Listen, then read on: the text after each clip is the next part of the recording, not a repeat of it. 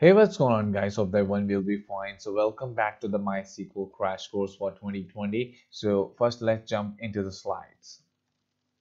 So, what is MySQL? So, MySQL is the open source relational database management system where you create the columns and tables and have some relational with the management with the other tables. So it's provide the best open source RDBMS, which is the relational database management system, being developing web-based software application. And the beauty of MySQL is that you can use in your software development for your while you need some database to connect with that or to store our data. So that's where you need to have your RDBMS, which can be used for your web development as well. So MySQL uses a standard form of all well-known SQL data languages. As I just explained that it can be used for the other programming languages, like if you want to connect with your PHP, Python, or the other languages where you can use with your where you need some persistent database to store your data. So you can use in other SQL data languages. So used by many of the larger online products today, and you see a lot of products on the internet where you need to store a large data. Just take an example for the Raj.com, which is the site where it's a lot of e-commerce site where you store a lot of data which has been stored permanently on your database. So you can use it there in your large application, or even you need to store a very small amount of data permanently. So that's where it's very vital to have your MySQL or any structured query language which can store your data. So why it's known as the relational database? So based on relational model of data, virtually all RDBMS use SQL to manage them. So it's all the relational database that you need to, let's suppose you want to have multiple tables and you have to create a relationship, which is very important. Like just assume that we will discuss it on the next slide or in the coming slide, but just want to explain you that you have a lot of tables and you need to share your data from one table to the another, and that's where we have some specific keys for that to share the data. So that's what I'll discuss it in the coming slide, but for now you just need to keep remember this. So it also uses tables with columns and rows, and tables can relate to each other by keys, as I discussed already. So yeah, depending on there's a tables and data types, and it depends that the data that we are storing, it must have some data type. Like it means that you want to store some numbers or some registration numbers. So that's where you need to have some numeric type, and that also contains some size. It also depends, the data type also depends on the size of the storing value. So let's suppose if you want to store some IDs, you can use int and tiny int, especially for the boolean, or big int for some big numbers, and floating for some decimal values where you want to store some like point values. So that's where you need to have a numeric. So these are very common types, but you can use more of them. String is used for varchar, text, and characters. It all varies on the sizes, and mostly while you are using varchar, that's where you can store your numbers, or you can store your it also store your names like email or anything else. So varchar is very useful. Normally it's used a lot. So dates are like date time, and timestamp. So you also have database where you can store the times or your current timestamp. So timestamps are basically it checks the current time and store in a database. And some other types like binary or JSON, if you have watched my JSON crash course, which is the JavaScript object notation, so it also have some other data types included in MySQL. So this is as something which is a very basic table relationship. So there you see that we have departments table, student, faculty, courses, and student underscore department. So basically student underscore department, just assume that it's just like a pivot table. Like if we have two tables, like departments have their name and the ID, and the student have their ID, name, and registration number. Now in order to have it, I want to create these two relationship tables. So I need to have the student ID from this and the department ID from this table. So that's how we create the foreign key, which I want to explain you later on. And through foreign key, we can relate the relationship between the two tables. And just like that, we have the faculty and the courses, but we store the faculty, the primary key of the faculty ID, which is the primary key, is basically the key which uniquely identify your column, your table. So That's the just assume that this is your primary key, and this faculty underscore ID is your foreign key. So by the help of the primary and the foreign key, we can relate the tables between each other. All right, so that's a very basic example, but we will do some practical example in the coming coding section. So it's very simple to installation the environment for the MySQL. So you need to have your terminal, or you can install through the standalone by using GUI installation, or you can install through the XAMPP, MAMP, and the PAM server depending on the operating system. So on the base of the production, you can use the terminal installation by the Linux package manager, or you can use the server software, cPanel, etc. Anything that if you want to store your server, if you want to store your data on servers, so you can also use through the cPanel, which also includes the phpMyAdmin. So there are some management tools like terminal, command line, and the shell. Desktop tools like MySQL, that's what we are working with it, and the workbench, etc. And for the web-based tool that we are normally use is the phpMyAdmin, that's you can access through it. So we will use the XAMPP server in order to installation with that. So because XAMPP server provides you the phpMyAdmin, and you can work with your database. So I think so that's enough for the slide. So let's jump in and get into the coding section.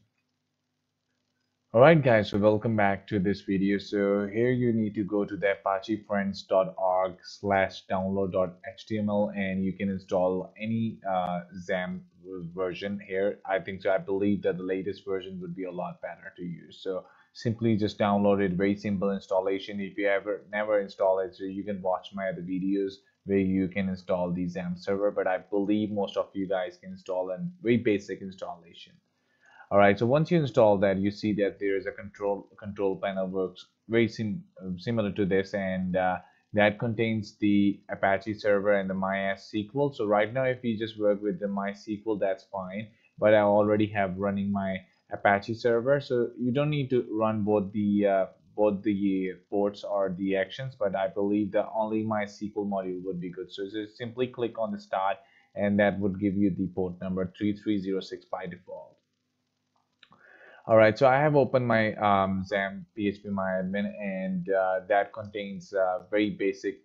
You see on the left there is a lot of databases that I already created, and I believe that in order to work with the very new project, all you need to do is to you need to first visit to the localhost/phpMyAdmin, and once you go to there, and that want to bring you to this control panel. And there you see that we have the create databases on the top. We have the SQL, some statuses, some users accounts, to change the account settings and settings. So there's a lot of stuff that we have to see here, but we are more concerned about the SQL query language.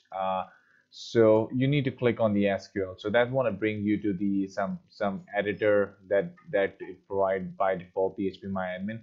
So they want to run on the 127.0.1, and it's very basic. So first thing we all need to do is to create the database. So it's very simple. So the rules that we all follow up is the university. It's a university, you could say a database like university. So it's very simple there.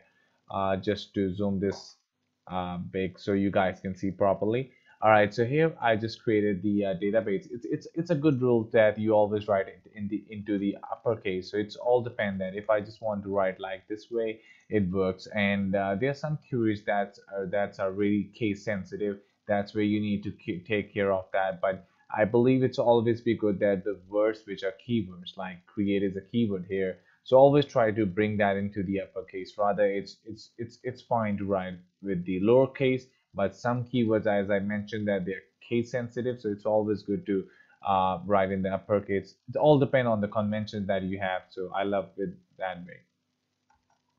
So create database, and again, this database is a keyword, so I believe it's always a good approach of writing into the uppercase. So create database, and the database name is university. So I want to create the my very first database in this project, which is the university. So all you need to do is you see down there is a button for the go, and once you click on that, and there you see that we have created a very first database with the name of university.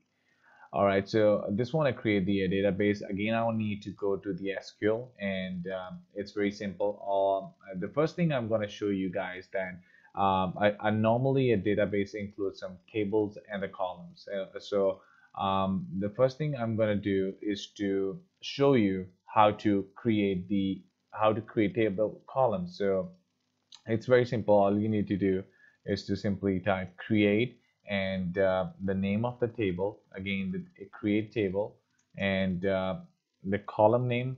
So create table columns, and that includes the table of the name of the table, which in my case is the not users. I believe it's good to have the students because students consist. Sorry, the university consists of the students, so it's always be a good way of doing it. So create table column students, and inside that I want to give some column names. So this would be a name of the table.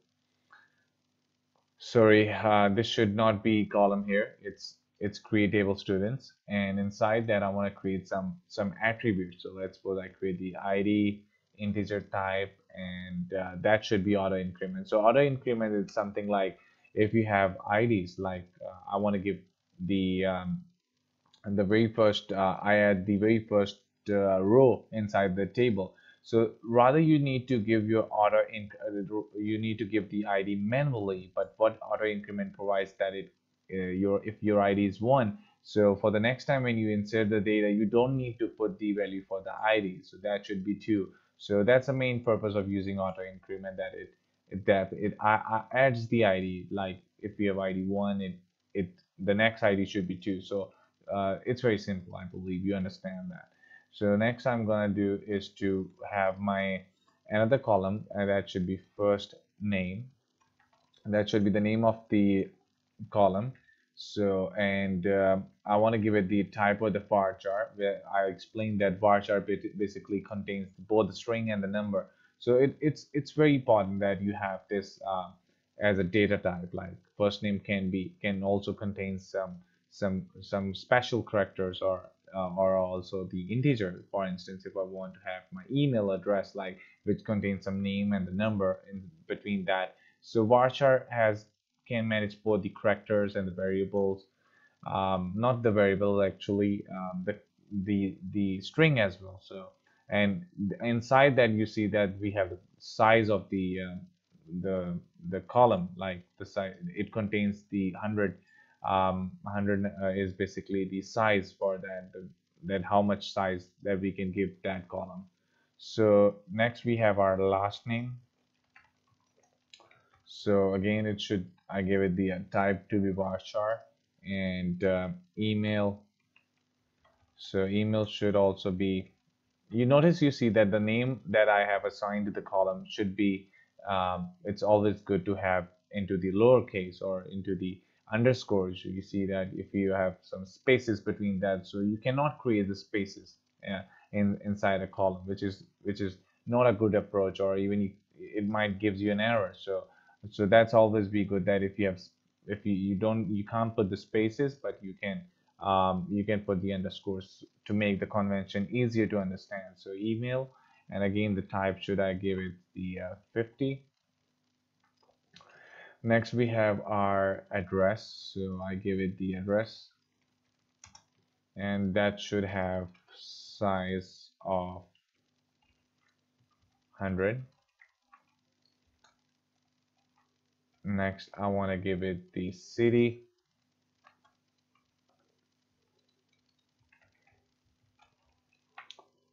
that should give size of 50. State,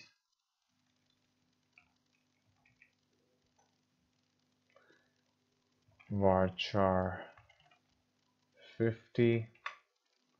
And the last thing that I'm going to assign here is the primary key, that I already explained that in my slides, that primary key is something which uniquely identify the table. Like if we have ID 1, that should be for the specific row. So in order to, if I want to find the data for the ID 5, so rather I should need to search it. So what ID help us out, that it can uniquely identify the entire table.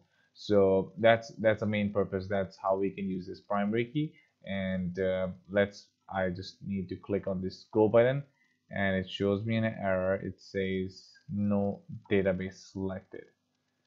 All right, so I just missed one thing. I just need to copy this code and go into my university.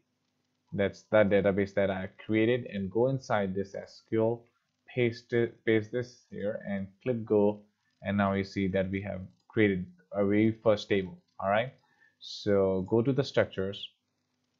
I just want to reduce the size, zoom out this. So here you see that we have the name. These are all the types that we have assigned. So this key is basically the primary key, this yellow golden key, I would say. So this has to be auto increment, and the rest of all the fields that we have. All right. So the next thing I'm going to do is to show you how we can insert the data inside the table. So it's very simple. All you need to do is to insert into the name of the table that we have is students. So insert into students, and I need to define my columns here. So the first column that I have, first name, last name, and we have the email, we have the password, and you see here that the password is in the uppercase, but if I would write, because basically password is itself a keyword, so it's always good way of using the backticks if you want to use. But if you write password, so still that will be pretty good, so you won't create any errors or so. So password, then we have the address, city, state, and the last thing that we have is the city, state, and I think so that's fine. All right, and now insert into the table with the specified columns and give him the values of, so I give it the values, and I need to define here. So because first name is a string, so I need to add here Abdullah. Let's suppose just want to write in the lowercase, putting those values. It all depends again if you want to write this into the uppercase, or there's some other special methods in the MySQL that we will later on discuss about it. But I think so it's always good to insert values into the lower. So Abdullah Masood, and again that should be email, so I want to put that into the single quotes. And next we have our password, so 123456, let's suppose, and address should be Bahria Town, Lahore, and okay, that's fine, and just bring that into the capital. And next we have our city after that, and the state should be Punjab. All right, so this is the values, very basic values. I just insert that, and it gives me an error. It says you have an error into your SQL syntax. Let's have a look at here. So insert into the columns.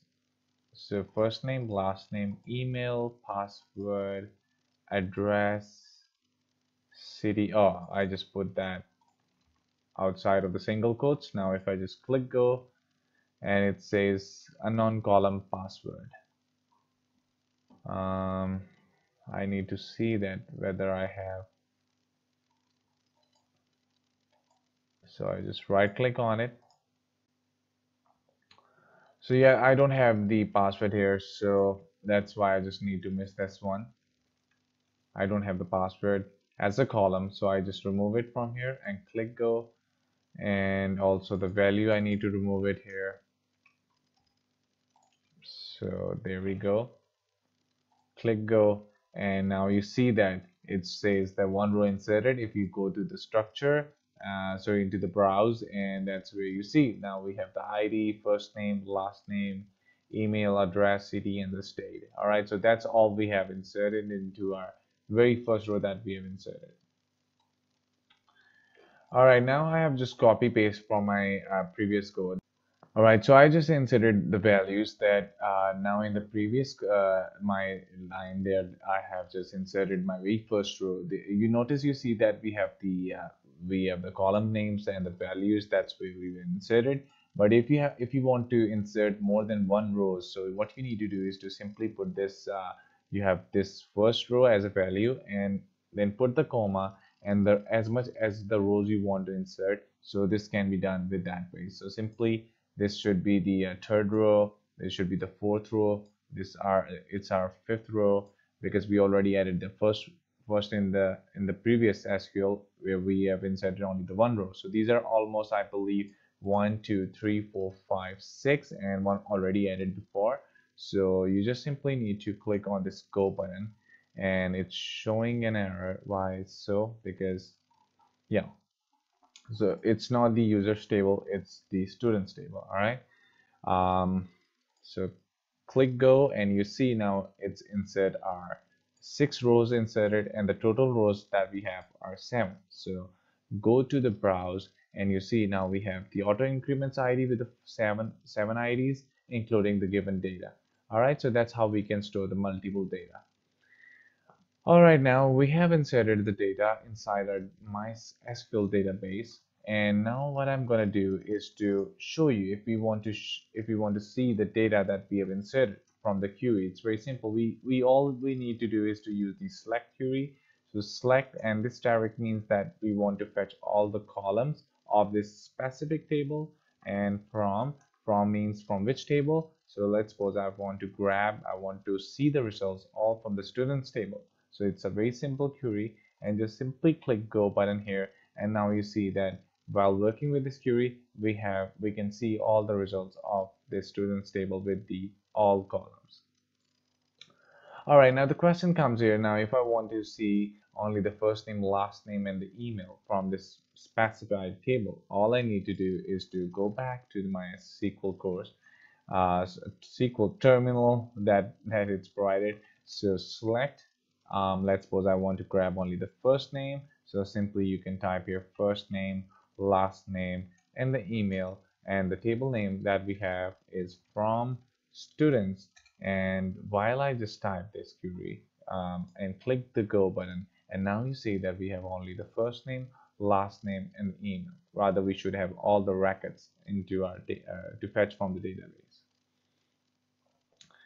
Now I want to show you the data that we have. Let's suppose we have our, if I want to show you that we have the city, let's suppose we have multiple cities from the Lahore, Sialkot, Faisalabad, Gujranwala. So these are all the cities of Pakistan. So in order to find out the if you want to find out all the people, the first name or the last name, people who lives in Lahore. So it's very simple query. So all I need to do is to go back to the terminal and simply type here select all from the all from students where the ID should be sorry, not the ID, because I need to find all the students who belongs from city, Lahore. So where city equal to Lahore, and while I just go down and click the go button, and there you see that I only fetch the 3 records from my database, those who all belong from the Lahore. So these are the all 3 results that we got. So this is very simple, that we can use the where clause to find out the specific column and fetch the results from the database. All right, now if I want to only fetch the student with whose ID is 7, let's suppose. So I just do the same thing. So select all from student where, I again use the where clause, and where ID should be 7. All right, so there you see I haven't put this single quotes, because this single quotes means that it's a string, but we are using an integer type. So this should be where ID equal to 7. Now click the go button, and you see that we only fetch the results. So with the ID of 7, with Syra, Ali, and this is all the results that we can fetch easily. All right, now go back into the SQL course, and next I can also do one more good stuff here. We have the like query. All right, so what like query do is, like, I want to select all from the students, and where city like. And what like query does is, if I put here L and use the percentage, so this percentage, what really it means, I want to show you later on. All right, this should be smaller case. All right, now what it does is that now if I just click the go, and this query does is that all the cities, those whose keywords start from the L, this should show all the results from the database of student from the table of the students. All right, so it's very simple. Now if I bring this L into after this percentage, just grab this and just test this out. Now if I want to put this all into the ending and click go, and you see that we have no results that should have DL at the ending. All right, so let's look the last try. Let's suppose if I put up here percentage L percentage, so this should be used with the like query. So now if I click go, and you see that whether it should have the L into the starting or add in the ending, that so this should filter out all the cities that should have the L into the ending, or into the ending or at any point. So this is the main feature of using the like. So while you're working with the search, so that's where the like query is very important while you want to search the results or you want to work with some filters. So that's really important query there. All right, now I just want to make sure that we can even use more than one, like we can use R into the same query. So it's very simple. All I'm gonna need is that select all from students.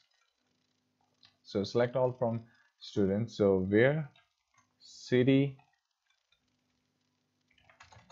is Lahore. Let's suppose I want to fetch the students which those who belong from the city Lahore, or they belong from the city of of Karachi, let's suppose. And let's have a look at here. Click go button, and you see now we grab all the results that those who belong from the city Lahore. But in order to, because our query means that it should, if the student belongs from Lahore, they want to show it. But if there is no any city with the Karachi, still it's gonna work. Because if I use here and conditions, because that condition is not true, because both of the conditions should be true, so this one shows no results. All right, so that's a bit usage of the and means that the both conditions should be true, and then it want to show you the results, because we don't have any city which any student who come from Karachi, so so there is no result. So both conditions should be true. But in case of the or operator, you see that we have, rather we don't have any student who belong from Karachi, but still it shows the result, because or means that one of the conditions should be true. Next we have is we can also use the in. So it's very simple to have in query. So select what I'm going to do is to select all from students. So I continuously I miss that from. You can write in the uppercase just to speed up my queries. So select all from users where city in is the class that I just used here. So select all from the students where city in Lahore, and also those who are, let's suppose Sialkot. All right, so just copy this out, and you see that only shows the student those who lives in Lahore and in Sialkot. So you see there's a bunch of all the students that we have, that those who lives in the city Lahore and the Sialkot. All right, so this in clause is also very essential in some part of the queries. All right, so we can also use the distinct query. So select distinct. So distinct means that um, so select distinct city from users, not the users. I keep typing wrong. So select distinct city from student means that we have cities, we have multiple students who belongs from Lahore. So it will uniquely, not uniquely identify, like we have Lahore three times in our table, but it's only showing us only one time all the distinct city, means that those who are um, which are different from the other cities. So because we have Lahore three times, I believe Sialkot two times, but it only shows us the distinct data, like different, which is different from the it's avoid the duplication, a kind of avoid duplication.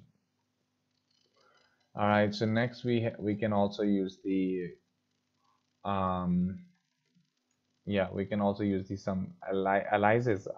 It's very simple. So select, let's suppose the keyword that we have is the first name. Let's suppose I want to give it the name should be in some spaces, a better looking form. So select first name as first name, and the last name that we have, the name of the column, that should have the last name. So last name, and go back to the go. Let's see. So select first name. Oh, sorry, I missed here as. Click the go button, and it's still showing in our unknown column first name. Why it's showing that? So select first name as first name, last name as last name. Oh, I just forget here, from the students table. All right, so saves it, and you see that we have the first name and last name now into some spaces. These are all the aliases. That looks a lot neater. That this is our first name. Rather, we should have the underscores down there. All right, so next we have is some concatenation. So select concat. So select concat the first name. Now I want to join both those two names. So select first name, last name, and select first name, last name from users. Just simply click go, and it says this should be students. All right, so click go, and you see that now we have our first name and the last name. But actually, it's not in a looking good form. Use on the top, you see there's a concat. Yes, it joins the name, first name, and the last name, but there's no any space, and this the heading or the column name is it's really looking strange that we are concat. No one knows understand what concat is. So there is a solution of it. So all I need is to do is to select concat first name and the last name, put some spaces between that like this, and we can also use aliases inside that. So I use as, and this should have first, not the first name, that should be full name. All right, so it should be students. Click the go query, and now you see that it looks a lot better, that we have the full name and also included the some space. So you can manipulate your query depending on the requirement of yours. All right, so now we can also update the query. Let's suppose if I want to have I can use the update query. It's very simple. All I'm going to use is the update students. Let's suppose I want to update the students last name. Let's suppose set the last name equal to I don't remember that I want to update the name last name of ID 7, let's suppose. So student set last name equal to, let's suppose I want to give it XYZ in that case, and where ID equal to 7. So click on the go, and if I go to my structure, not into the structure, into the browse, and you see now we have the last name to be XYZ. All right, so we can also update using the MySQL query. Right, if I want to delete the ID 7, we can also delete the data using the delete query. So delete from students. Um, so delete from students where ID equal to 7. So if I go back and click go, do you really want to delete from? So it's giving me an alert as well. Yeah, I want to delete this one.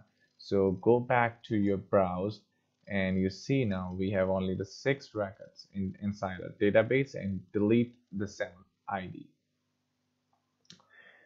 All right, so we can also alter the table. So what alter means that we can also put some new column inside it. So alter table, and let's suppose I want to add here hostel underscore dues. So alter table. No, first I want to define the name of the table that I want to alter. So I want to alter the table of students. So alter table students, and we want to add this column. So add hostel dues, and that should have the type of varchar and give it the size of 255. So alter table students, add the column name, and that should be the size. Sorry, the spellings were wrong here. So varchar. All right, just copy this out and click the go. And if I go into my browse, and you see now we have our new column added, which has been hostel underscore dues, which definitely would be null because we haven't gave any value for this column. All right, now I want to update this one. Let's suppose go into my SQL, and I want to assign this value. So even before going to assign a value, we can also alter its type. So alter table students. We can even, as I explained, that we can modify the date type as well. So modify column hostel underscore dues to float. So float is basically a data type which has some decimal values. Click go button, and now if I go to the structure just to see, check this out, the type. So now it's floating type. All right, so that's pretty cool and simple. Now I want to update the value for this. Let's suppose if I want to use here update students, set that to set the hostel dues equal to 20.0, where ID equal to 6. All right, I just want to update that and give it the hostel due value 20 only to the ID 6. Click the go query, and all you need to do is to go into the browse and see whether we have updated our record or not. So we successfully updated that. All right, so I think so that's pretty good and cool for the part one. And in the next part, I'm going to explain you how we can create the other tables and work with some relationships and work with some joins. So in then part two, we will have this all lectures. So that's for it for now. So I want to see you in the next part. Alright guys, so welcome back into the part 2. So we have already created the database with the name of university, including the tables that we have created. The first table that we created is the students, which includes some columns, and that should have first name, last name, email address, city, state, and the hostel views. And now in this video, I'm going to explain you that how we want to create the another table and create the relationships between them, and use of some joins. All right, so first thing I'm going to do is to go into my SQL, and create another table with the name of department. So it's very simple. All I'm gonna do is to create. So I already explained you, it's a convention that's right. You can also, your queries work in the lowercase and the uppercase, which is always be a good convention to write into the uppercase. So I create the table, and the name of the new table that should be in the lower, it's a good way. So departments, and inside that the columns that I want to add up here are IDs, definitely, which should be auto increment and have the type of integer. So auto, um, why should not giving me auto? Yeah, that should be. So auto underscore increment, and the name of the department, that should I give the DEP underscore name. Remember, columns should not don't have the spaces. Uh, so I just assign it's the size for the 50. Next we have the department underscore room, which I give it the type to be int. And the last thing that we have is the primary key, right? That checks the uniquely identify. So primary key ID. All right. So now if I want to click go button, and now you see that we have successfully created another table with the name of departments. All right. That's pretty cool. Now go back into the SQL, and as I have explained you how we can insert the data, so I just copy it from my code and just paste it here, and you see it's very simple. Insert into the table name the columns that we have, and we assign the values. Now if we want to assign multiple values inside the table, so all we need to do is to put the comma and add another row, and similar like this, the rows that how much record do you want to insert. So all I need to do is to simply click on this go button, and now it's showing an error. It says department underscore room underscore number is not defined. All right, I believe that should be dp underscore room. Yeah. So now I want to check this out, and you see now we have inserted data inside our departments table. All right, so I want to create another table, and I just copy this code very similar to that we have already done. So yeah, I believe that I need to remove some of the code from here. Yeah, that's fine. All right, so create table. We are creating another table with the name of faculty and ID int auto increment. That's all you know so far. And I want to add another column with the name of faculty. I believe that should be room number. I give it the type of integer, and assign the size of 50. All right, and next we have let's suppose we want to assign the another column to be student underscore ID, that should have type integer. And next I want to here add the faculty underscore joining date, and that should be date time, which is a type that checks the date and the time, which should be default, and current timestamp. All right, so the date of the joining of that faculty. And next I want to add up the foreign key. So what foreign key? So this is for the very first time that you have that I add the foreign key. So basically foreign key is to join two tables. Like let's suppose I want to add the student with the students table with the faculty table. So what we do is we assign the table ID. We take the student's primary key, and we create another column. Let's suppose I want to create here student underscore ID, which is the foreign key for the faculty table.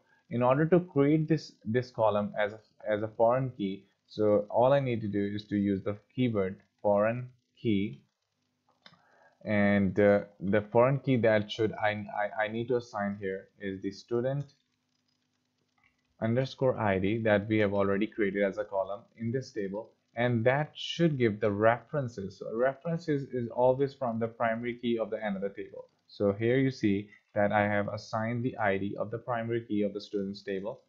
And I also want to add another foreign key here. So foreign key from the department ID. So I created the oh sorry, I just forget to add the column, just like I done with the student ID. So that should have been department underscore ID. The type should be integer. All right. So department underscore ID, that should references again definitely the that should references the departments table of and which includes the primary key of the departments. All right, so the last thing is the primary key of this table, which should be like this. So um, that looks a lot better. All right, so now I just want to click this go button, showing some errors. It says what? It says references ION. All right, so I just forget the brackets here. So it's I need to put the brackets here after the foreign key, and same here for the department ID. All right, so just put this out, and now if I just click this go button and go into my browse, and you see we also have the data, but the most important thing is that if I go to the table for difficulty, um, is that created? Yeah, so faculty, and now you see if you go into the structure, and these two silver keys means that they are basically the foreign keys, and this is definitely the primary key. All right, so now we have created that. Now I just want to add some data into my table. So go into the SQL, and it's very simple. Insert into faculty, and I just assign some values. So um, let's suppose I want to add one more here, so put this out.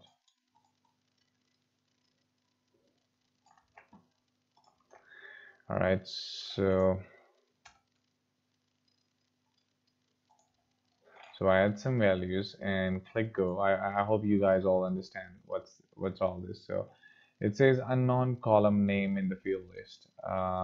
Yeah, it should be, I believe, what I put up here. If I go into the database, faculty, yeah, it's faculty underscore name. So all I need to do is to go here and faculty underscore name, remove this name from here, and that should be student underscore ID. Let's see, just remove this out. So insert into faculty, it says a foreign key constraint occurs. All right, so student should have the ID, let's put 1 1.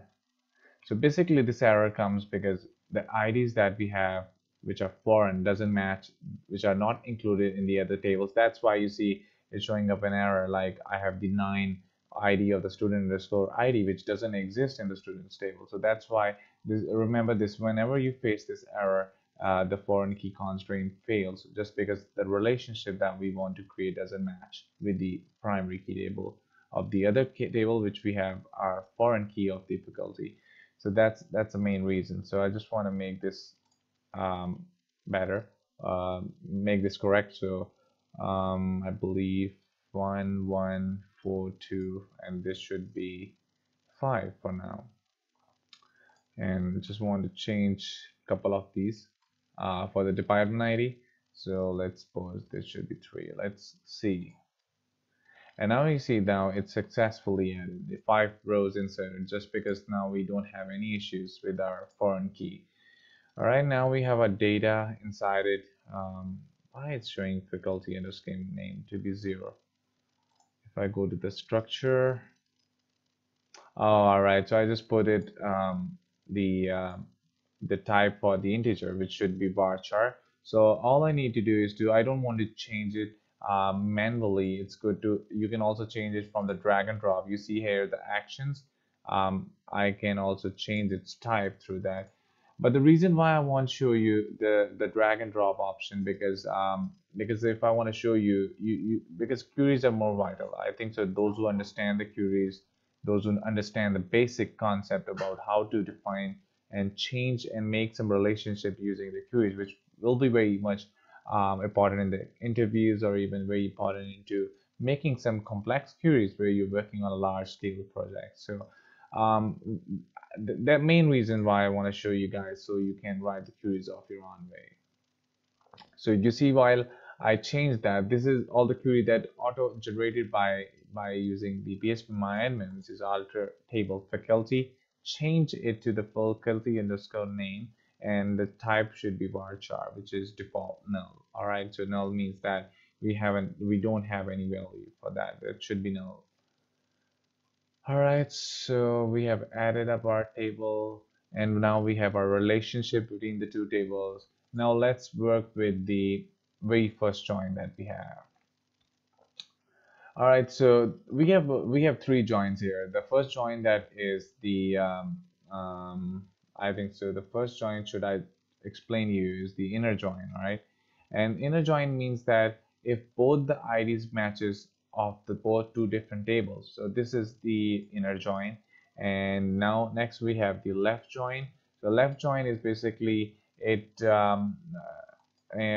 left join. It means that it return all the tables from the left, return all the record from the left table and the matching record from the right table. And else, definitely it's opposite of that. Right join means that it return all the table from the right side and only the matching record from the left table. So they both are very opposite. You can even find out its definition from the Google, but I believe while we work with the query, it's very simple. Like all you need to do is to simply select students. I want to grab the students, their first name, and similar here, students table, and the last name.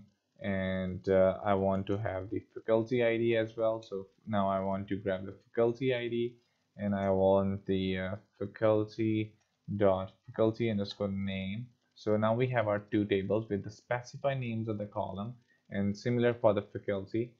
Now I want from is basically for the first table, which is students, not the students. Yes, ID. So it's from the students, and now I want to have my join, which should be inner join, and I want to apply with the faculty table and on. Now it's very important to put this on clause. So on means that the first table that we have is the student's ID, which is the primary key, and now we want to put the relationship key, which is the faculty table, and includes the ID of the foreign key. All right, so this should have the primary key of this first table and the foreign key of the another table, which is included in the faculty. So that's how we can grab these results. And definitely, as I explained to you, the inner join only shows the matching record ID. So click on the go button, and now you see, yeah, it's just showing the zeros just because we initially just gave it the type of integer, which is a mistake that we have done. But I believe you can understand, or you can fix that initially. So go into the SQL. Um, all I need to do is to go to the faculty table and just replace this. You can double click on it and just replace it with the, let's suppose, Faisal, um, let's put John, let's suppose I want to grab here Ali, Ahmed, and Adil. So these are all the, you can also update it by double click on this on the columns, and you can also change the values to it. So these are all the drag and drop options, so you can change on base of that. All right, so next I can also use is the left join. So simply all I need to do, the queries remain the same. Just remove this to left join, and first not the users table because I copied from my previous code. So that should be students dot first name. So this should be the students dot last name. And faculty, that's all fine. It should be faculty underscore name, and from the students table, and join it with a faculty on the students dot id of the primary key, and with the faculty of the foreign key. All right, so that's pretty much it, I believe, for the left join. Now if I click go button, it says, yeah, it should be student underscore id. All right, so as I explained to you, the left join is a join where you have the where it return all the record from the left table and the matching record from the record from the right table. So that's the main usage of the left join. And if I use here right join, so no difference whatsoever. The only I need to do is to change that to right join. All right, just click go button, and if you can watch and compare both the queries by comparing both the tables, that's how you can understand so simply and very easily. All right, so there are a couple of things that I just want to have this before ending this topic. So there are some keywords like I want to use here UCASE, uppercase. You can also use this one. So there's some special methods, a lot of other methods, but I just want to use some of them so you guys can understand a bit about it. So first underscore name, and LCASE means for the lowercase. So I want to have this last name from my students table. So I just want to show you these queries or so. So you see that now we have all the names, first name to be into the uppercase and all the last name into the lowercase. So you can also apply these all queries. And there are very few aggregate functions like sum, average, count. So just want to show you how count works. So select city. Let's suppose I want to select all the cities and I want to count all the cities. I want to count all the city. That should be in lowercase. From my students table, and I want to group by city. So basically group by use while I want to count the cities and count that individual, that distinct city, and count them how many times that comes into our table, into our column. So you see that the Faisalabad, these are all the distinct cities. So I want to group by and count them on the basis of that, like Faisalabad is only for one time, Lahore three times in a table for our students. So and the Sialkot comes two times. So that's how you can use these all queries. I believe these are very important queries, especially group by, count query use a lot. There's having, and there are a lot of queries inside MySQL, but I always say it's good to use order by, group by. So I cannot explain everything into this course, but the main thing is that I want to use the most important ones. We can also use, let's suppose, select. Let's suppose I want to grab here. Um, what should I have in my students table? So, all right. So the last thing that I want to have is the select the city, and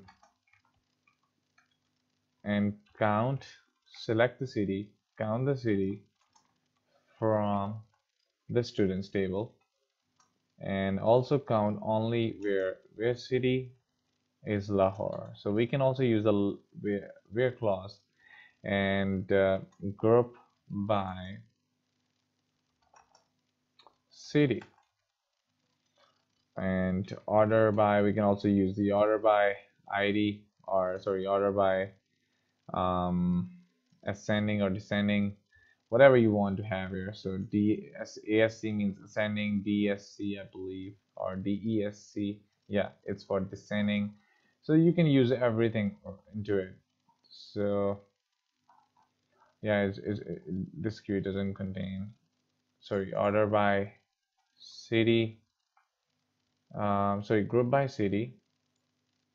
We cannot use order by in this query. So just want to explain you that we can use order by. Order by means that descending order, ascending order, depending on the ID. Group by city, and let's see. And now you see that first it initially shows us all the cities, but now we have used a where clause that includes only Lahore as a city, and now it's counted as by using the group by. All right, so I think so there are the other stuff that's very important. Like if I want to go into some very intricate queries, which like normalizations, the concepts about MySQL, like there's a concept about sub queries, there are concepts about other a lot of queries that makes important sense. And so that's very much it, guys. I believe you really enjoyed that. And if you have any queries or if you want to learn more, so please leave a like and subscribe. And on the basis of your requirement and request, I want to make another more um, professional video, more conceptual video about MySQL. So I have this course in my previous in my on my channel, and I created that a year ago, which was really poor voice quality, and which was not as effective the people wanted. So I believe you guys might understand from here. So that's really much it, guys. So thank you and keep watching, and I want to see you in the next time, right?